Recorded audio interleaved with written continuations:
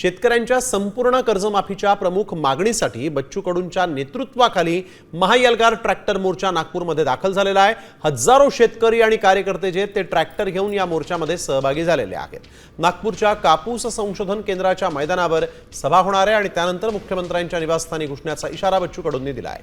दरम्यान बैठक घेण्यामागे अटकेचा हेतू होता असा आरोपही त्यांनी सरकारवर केला।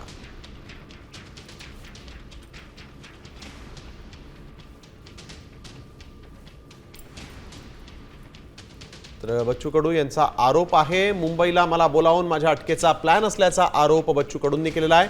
त्यांचा मोर्चा जो आहे तो नागपूरमध्ये दाखल झालेला आहे। बैठक घेणं म्हणजे तुमचा हेतू काय?